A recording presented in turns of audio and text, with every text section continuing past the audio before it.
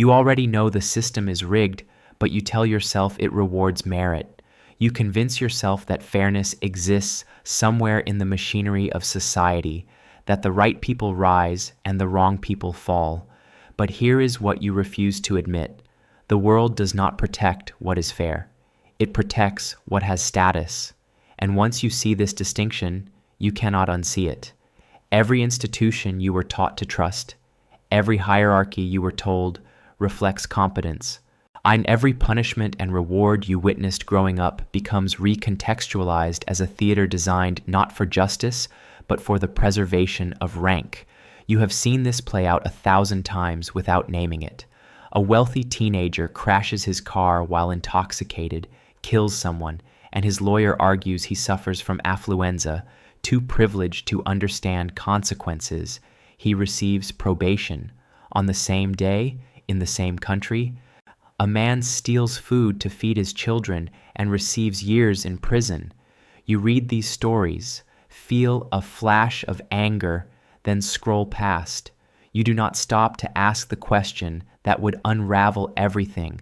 Why does this pattern repeat across centuries, across cultures, across every society that has ever existed?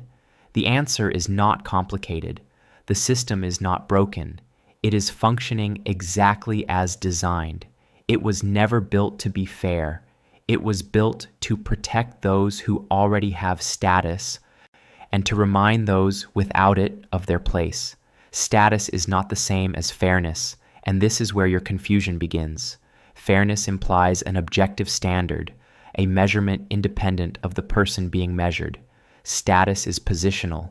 It exists only in relation to others. And human societies, no matter how sophisticated their rhetoric, are status detection machines first and fairness enforcement mechanisms a distant second, if at all. You see someone wear the right clothes. Markers and another calculation occurs. Markers and another calculation occurs just as fast. Low status, suspect, scrutinize, punish. Robert Sapolsky, the neurobiologist, spent years studying baboon troops in the Serengeti. He discovered that high-ranking baboons who committed acts of violence against lower-ranking members faced no social consequences. But when a low-ranking baboon showed even mild aggression upward, the entire troop would mob the offender. The hierarchy policed itself not through fairness, but through the protection of rank. You want to believe humans evolved past this. You have not. You have only become more sophisticated in disguising it. The mobbing looks different now. It happens in boardrooms, courtrooms, and comment sections. But the mechanism is identical. The question is never what happened. The question is, who did it? And where do they stand? Consider the college admissions scandal that surfaced in 2019. Wealthy parents paid millions to fraudulently secure their children's spots at elite universities. When caught, the public outrage was real, but short-lived. Most received months in prison, some only weeks. Their status cushioned the fall. Now consider the case of Kelly Williams Bolar, a black mother in Ohio who used her father's address to enroll her daughters in a better school district. Us 2, protecting those at the top, crushing 2, protecting those at the top, crushing those at the bottom. You have been taught that laws are blind, that rules apply equally. This is the most successful lie ever told. Laws are not blind. They are nearsighted in a very specific way. One, they see status with perfect clarity and details only when convenient. The wealthy do not break fewer laws. They break them with better lawyers, in better contexts, with better exit strategies. And the system bends around them like gravity bends around mass. You have watched politicians commit perjury and return to office. You have watched executives tank economies and receive golden parachutes. You have watched celebrities assault others and continue their careers.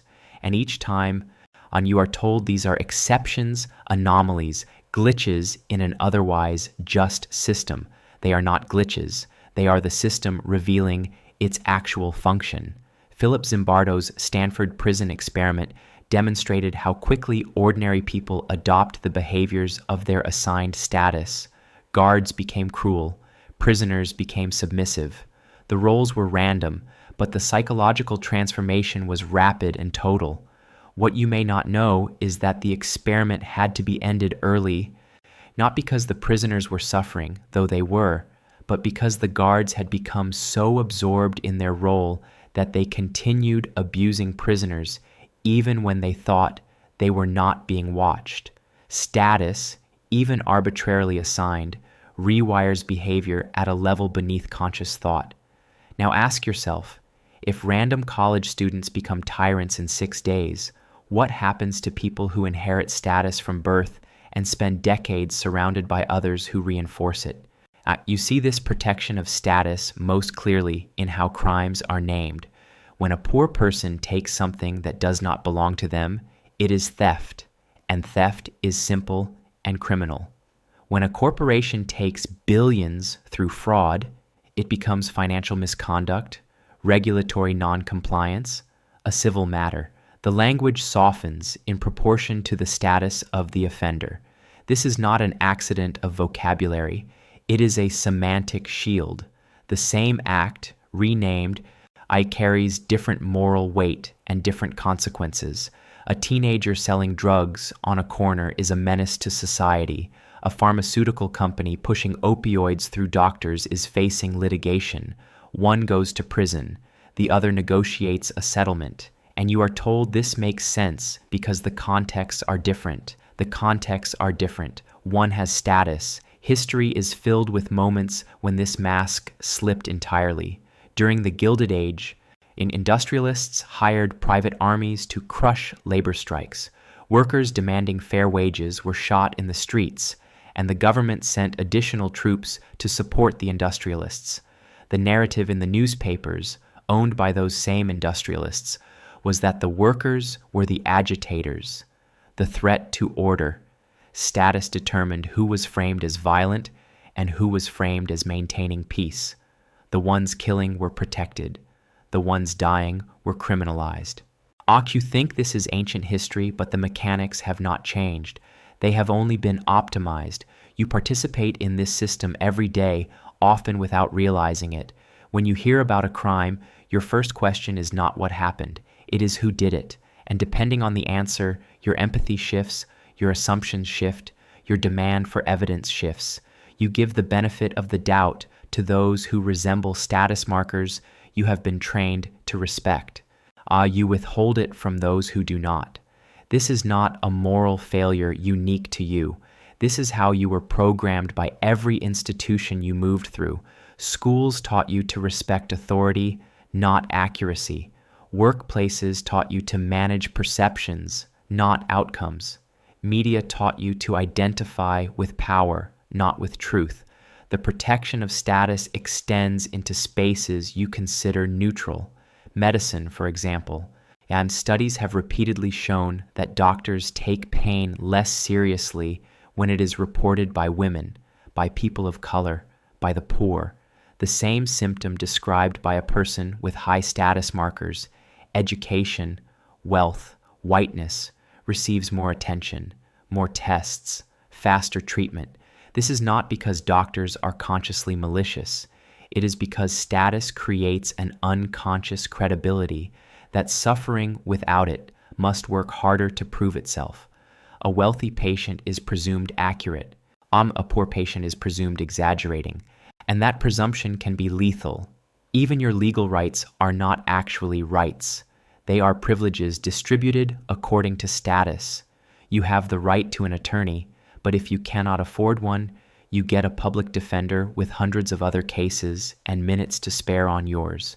You have the right to a fair trial, but if you cannot afford bail, you sit in jail for months or years before that trial happens, often losing your job, your housing, your children in the process. The person with status pays bail in minutes and prepares their defense from home. Same charges, different worlds. The system does not ask if you are guilty. It asks if you can afford to be presumed innocent. You have been taught to admire resilience, the story of someone who overcame the odds. But every time you celebrate someone who climbed out of poverty, you are implicitly reinforcing the idea that poverty is a hole people must climb out of alone. The rule is this: status is inherited. The rule is this: status is inherited, protected, and compounded across generations. The exceptions are paraded to make you believe the system is open. It is not open, it is airtight, and the air inside is only for some. Consider how scandals are managed differently depending on status. When someone with no status is accused, they are guilty until proven innocent in the court of public opinion. When someone with high status is accused, you hear about due process, about waiting for all the facts, about not rushing to judgment. The same people who demand immediate consequences for the powerless will demand patience and nuance for the powerful. This is not principle. This is protection. The rules are applied selectively, and the selection criterion is always the same. Status determines who gets grace and who gets the mob. The most insidious part of this system is how it convinces you that you benefit from it. You do not have high status, statistically speaking. Most people do not. But you are taught to identify upward, to see yourself as temporarily embarrassed millionaires rather than as structurally dispossessed workers. You defend systems that exploit you because you have been sold the fantasy that one day you will be on the other side of them. You will not. The odds are mathematical, but the fantasy is psychologically necessary because without it, you would have to confront the reality that you are closer to the bottom than the top, and the system you defend is designed to keep you there. Thorstein Veblen wrote about conspicuous consumption over a century ago, the idea that the wealthy do not spend money to acquire useful goods, but to signal status. The function of a luxury item is not its utility, it is its cost. It separates. And you are meant to see that separation and internalize it as natural. You are meant to believe that the person in the expensive car worked harder, is smarter, deserves more. Sometimes they did work hard. Often they inherited wealth. Always the car signals status, and status grants them protection you do not have. They can afford mistakes. You cannot. You see the protection of status in how society responds to failure. When a poor person fails, it is a character flaw, laziness, poor choices, lack of discipline. When a wealthy person fails, it is the economy, the market, bad timing, a calculated risk that did not pan out. The internal versus external attribution flips based entirely on status. Poverty is individualized. Wealth is contextualized, and this rhetorical trick ensures that those at the bottom are blamed for structural conditions, while those at the top are shielded from personal accountability. The educational system does not exist primarily to teach you skills, and it exists to sort you into status categories and teach you to accept that sorting as meritocratic. You are tested, tracked, and labeled from childhood. The children of high-status families are funneled into advanced classes, tutoring, test prep, extracurriculars that build resumes. The children of low-status families are funneled into underfunded schools with fewer resources, larger classes, lower expectations. By the time you reach adulthood, the gap is enormous. But it is attributed to talent and effort rather than to the compounding advantages and disadvantages of status. The system does not hide this. It just calls it fairness. Wars are sold to the public as moral necessities, but the people who decide to start them never fight in them. The people who profit from them never die in them. And the people sent to fight are disproportionately from low-status backgrounds, communities with fewer options, fewer escape routes. The draft may be gone in many places, but economic conscription remains. You can risk your life for college tuition, for health care, for a paycheck. The children of senators do not face this calculus. Status insulates them from the consequences of the decisions their parents make. And when the war ends, the veterans return to under-resourced care while defense contractors post record profits. Who was protected? Not fairness. And you have watched whistleblowers destroy their lives to expose corruption, and you have watched the corrupt remain in power. Chelsea Manning spent years in prison. The war crimes she exposed were never prosecuted. Edward Snowden lives in exile. The surveillance apparatus he revealed has only expanded. Reality Winner was sentenced to more than 5 years for leaking a single document about election interference. The interference itself faced no comparable consequence. The system does not reward truth-telling. It punishes status violation. The whistleblower has no status. The institution does, and the institution protects itself. There is a reason the phrase "too big to fail" exists. It is an admission that status, once achieved at a certain level, becomes untouchable. A bank can commit fraud on a scale that devastates millions, and it will be bailed out because its collapse would harm the system that protects status. A person can default on medical debt, and their credit is destroyed for years. Same principle, different status. The consequences flow downward, never upward, and you are told this is necessary for stability. It is stable for those at the top. Sociologists talk about the Matthew effect, a term taken from a Bible verse. To those who have, more will be given. It describes how advantage accumulates. A child born into wealth has better nutrition, better schools, better health care, better networks, and each advantage creates the next. By adulthood, the gap is not just maintained, but expanded. And yet the myth persists that everyone starts at the same starting line, that the race is fair. The starting line is a fiction. Some people begin miles ahead. Others begin with weights tied to their ankles. And the finish line is irrelevant when the track itself is designed to loop some forward and others back.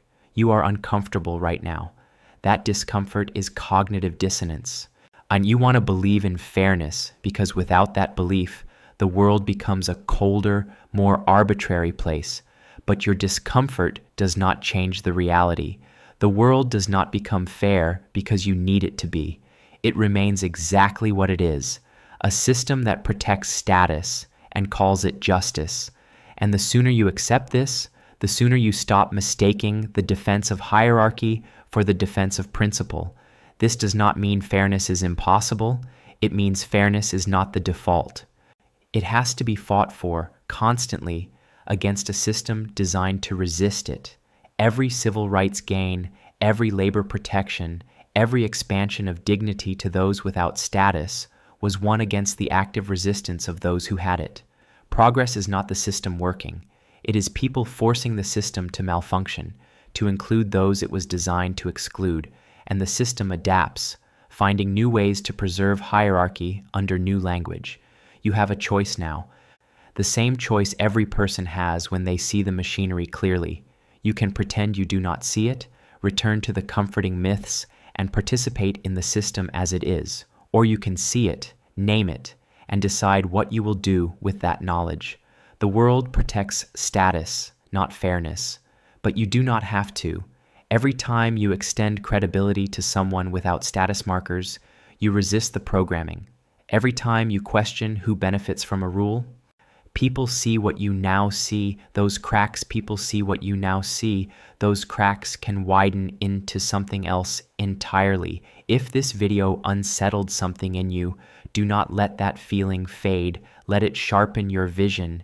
And if you found value in seeing the system clearly, share it with someone still looking through the fog.